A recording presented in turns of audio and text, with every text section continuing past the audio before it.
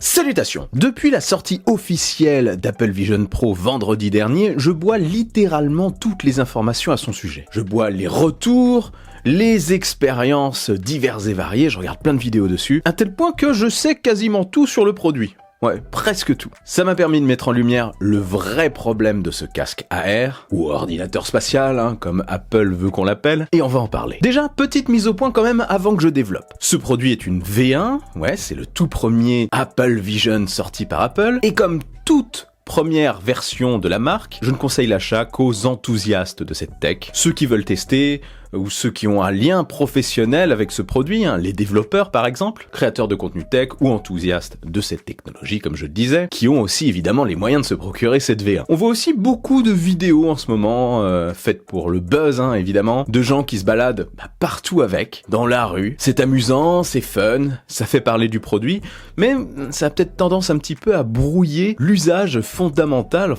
brouiller l'image de ce produit, brouiller le message. Faudrait faire attention à ne pas brouiller le message. Ce produit est conçu pour être un substitut de l'ordinateur à terme. C'est plutôt des lunettes AR, des lunettes de réalité augmentée qui viendront se substituer ou compléter le smartphone dans un futur plus ou moins éloigné, pour la partie très mobile. Donc revenons au Apple Vision Pro. C'est une V1 comme je le disais, et elle ne fait pas exception. Cette version est loin d'être parfaite. Mais l'iPhone 1 n'était pas parfait. L'iPad 1 n'était pas parfait.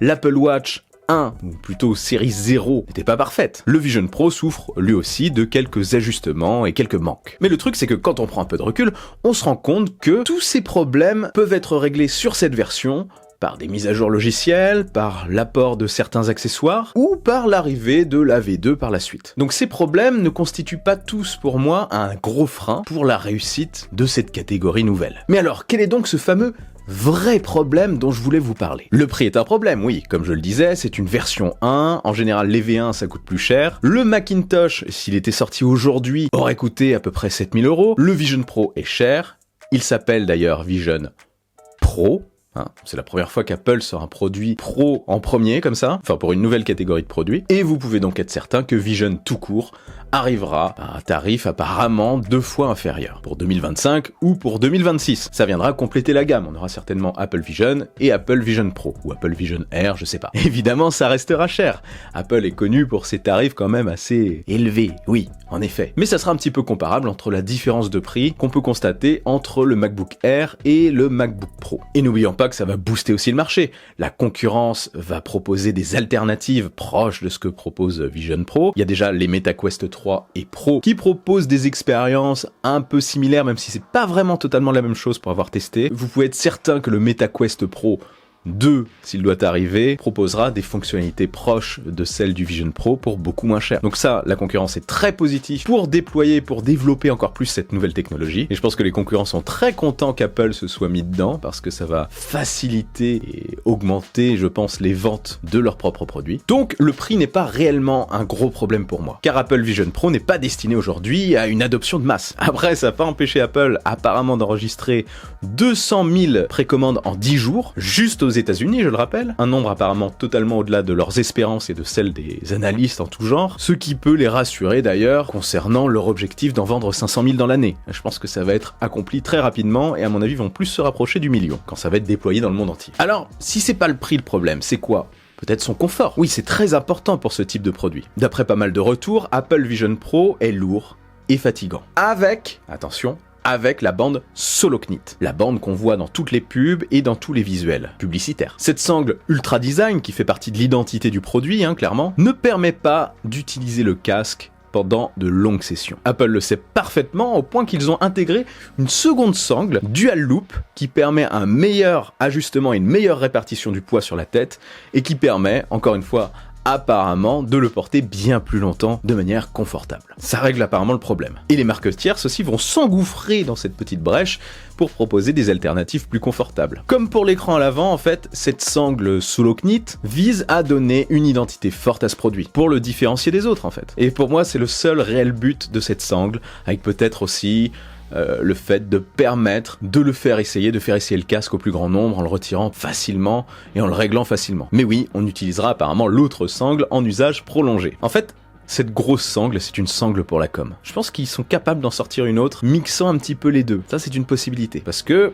on l'a vu dans des visuels de 2023 et elle a disparu. Cette sangle hybride entre la Soloknit et la Dual Loop, avec donc l'arceau au-dessus. On va voir. Donc, côté confort, c'est pas un problème, ça va être réglé aussi. Et les versions suivantes seront plus légères. Autre reproche qui lui est fait, c'est qu'il n'a pas beaucoup d'apps conçues pour l'appareil. Oui, c'est compatible avec les millions d'apps de l'App Store iOS et iPadOS, donc ça c'est vraiment pas mal, mais il n'y a que 600 applications qui sont totalement adaptées au casque, qui sont vraiment designé pour le produit et qui apporte des fonctionnalités en réalité augmentée quoi. Mais je rappelle qu'au lancement du premier iPhone, déjà il n'y avait pas d'App Store au début, au lancement du premier iPad, il y avait que des applications principalement d'iPhone qui pouvaient être agrandies, c'était pas ouf, et que progressivement, évidemment, les développeurs ont sorti leur version adaptée. Donc depuis ça a bien changé. Il faut juste laisser le temps aux développeurs de faire ce qu'il faut et de voir si le produit prend, etc. D'ailleurs, aux dernières nouvelles, YouTube a annoncé qu'il travaillait sur une application pour Vision Pro, alors qu'à la base, il disait non, on va rien sortir dessus. Il doit avoir des données comme quoi ça prend quand même pas mal. Vous voyez, ça va arriver donc par la suite. Et c'est cool du coup que ça sorte plus tard chez nous, parce qu'on va se retrouver avec un catalogue d'applications bien plus fourni. Donc voilà, il y aura de quoi faire d'ici quelques années, ce n'est donc pas un énorme problème pour moi, encore une fois. Alors, pas de problème, la batterie, la batterie n'est pas ouf, mais comme sur tous ces produits, la batterie n'est pas ouf du tout. Ça va s'améliorer aussi, on peut la brancher sur le secteur pour avoir une session d'utilisation infinie, mais on peut aussi la brancher sur d'autres batteries externes. C'est ce qu'a fait notamment Casey Neistat. Dans ses vidéos, il a expliqué qu'il avait branché, il avait avec lui des batteries externes pour faire durer le produit toute la journée. C'est une solution temporaire en attendant, bien évidemment, un produit moins énergivore et des batteries plus efficaces. Donc c'est pas le plus gros problème ça. La navigation, sinon, elle semble totalement magique apparemment. Les utilisateurs ont même, au bout d'un moment, l'impression que leur cerveau a fusionné avec le casque et qu'il sait prédire ce qu'ils sont en train de regarder. Parce que, je le rappelle, c'est une navigation hybride entre le regard et un simple petit clic du doigt. On n'est pas en train de faire des mouvements dans l'espace spécialement, on peut le faire, mais c'est pas la navigation principale, non, il suffit de regarder quelque chose, ça s'affiche en surbrillance, ça ressort un petit peu, et un petit pincement nous permet de cliquer. Apparemment, ça c'est complètement bluffant, à tel point que pour certains utilisateurs, ils attendent que ça vienne aussi sur les produits concurrents, bien évidemment. La compatibilité aussi avec tout l'écosystème Apple est un gros plus pour ce produit. On peut notamment faire du copier-coller entre les différents appareils, comme on le fait déjà entre les différents appareils. Il y a des petits détails aussi sympas, comme la gestion de l'exposition au niveau des mains en fonction de l'environnement dans lequel on est, qui est assez bluffante apparemment. Lorsqu'on génère un environnement virtuel, un parc national ou autre, l'exposition change en conséquence sur nos mains pour amplifier l'immersion. J'ai vu aussi qu'il y avait un écho lorsqu'on est dans un environnement spacieux, par exemple, encore une fois dans un parc national ou en haut d'une montagne, c'était ça dans l'exemple. Lorsqu'on parle très fort, il y a une sorte d'écho qui est fait dans l'environnement, c'est assez ouf. Enfin bref, plein de petits détails comme ça, la possibilité de générer un écran virtuel depuis son Mac, j'espère que ça va arriver aussi sur les prochains iPad Pro. Bref, c'est un casque imparfait, mais avec plein de bonnes idées, plein de détails qui font la différence, c'est la petite patte d'Apple ça, qui rendent les choses plus spectaculaires, et qui le rendent du coup pour moi super intéressant. Vous pouvez être certain qu'Apple prend note de tous ces retours, et que visionOS 2, qui sera présenté en juin, ça arrive vite, apportera pas mal aussi de nouveautés et de correctifs. Et vous pouvez être certain également que Vision Pro 2 et Vision tout court régleront pas mal de problèmes de confort et ceux que j'ai cités juste avant. Mais il reste quand même un truc qui m'inquiète. Un truc qui m'inquiète vraiment quant à la réussite de ce produit, quant à son adoption. Ce n'est pas le fait que certains commencent à bugger, retirent parfois le casque. Je crois qu'il y a Marques Brownlee qui en a parlé. Ils retirent parfois le casque et cherchent les fenêtres qu'ils avaient après l'avoir retiré.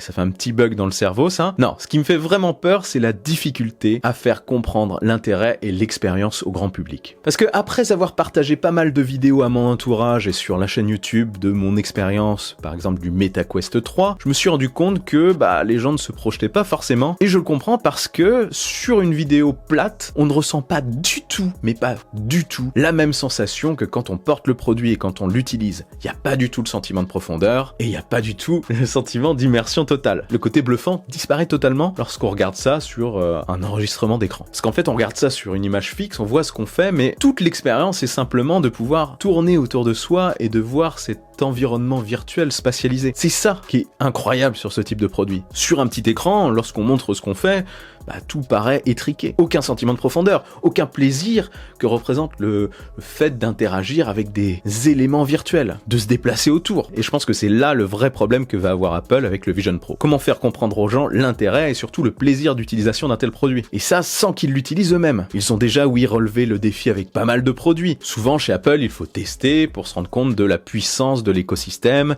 de la puissance de l'OS, de la fluidité, du confort d'utilisation, etc. Mais autant les autres produits sont plutôt physiques, ont un écran pour qu'on voit vraiment ce que ça donne, des fonctions visibles de l'extérieur, là, il faut vraiment l'essayer sur notre propre tête. Donc aller en App Store ou connaître quelqu'un qui l'a pour l'essayer. C'est d'ailleurs pour ça qu'Apple a créé un mode invité. Et c'est pour ça qu'ils ont aussi cette sangle facile à enlever et à remettre, enfin qui permet au casque d'être facile à enlever et à remettre pour des sessions courtes. Je pense que tout ça, c'est pour montrer, pour que les utilisateurs du casque puissent montrer au maximum autour d'eux ce que ça donne. Mais est-ce que ce sera suffisant? Il faut qu'ils gèrent très bien la com.